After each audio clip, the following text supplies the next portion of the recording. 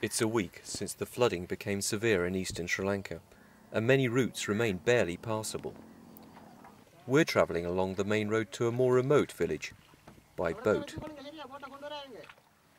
These families have returned after 6 days in shelter on higher ground. Many have suffered a great deal after years of conflict and the 2004 tsunami. Now, these floods. They're finding out for the first time what has happened to their homes. The children help to draw water from a contaminated well and boil it for drinking. Dry firewood is hard to come by.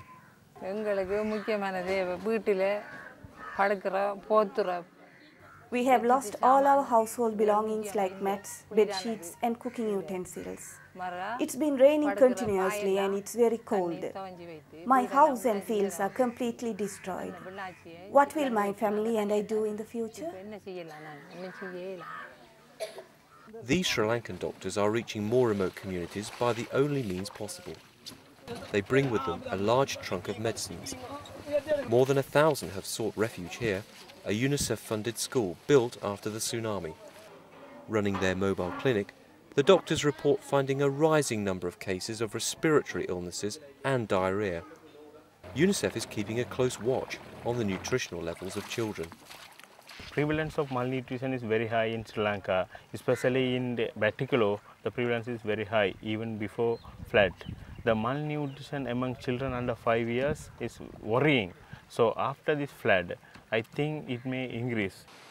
UNICEF Sri Lanka has already responded to the needs of some homeless families.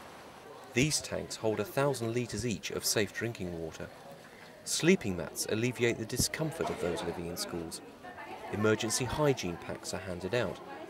Toilets have been built on raised podiums and utensils distributed for communities to cook their meals. But the rain keeps falling. 4,000 were living in this school when the floods peaked. 11 families are living in this classroom.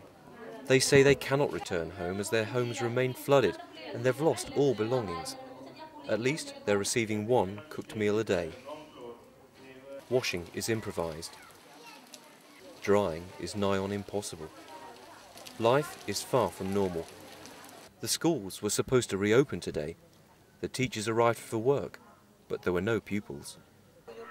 The water levels may have receded after more than 2 weeks of heavy rain, but the challenge for these aid workers may only have begun to support a massive clean-up and repair operation.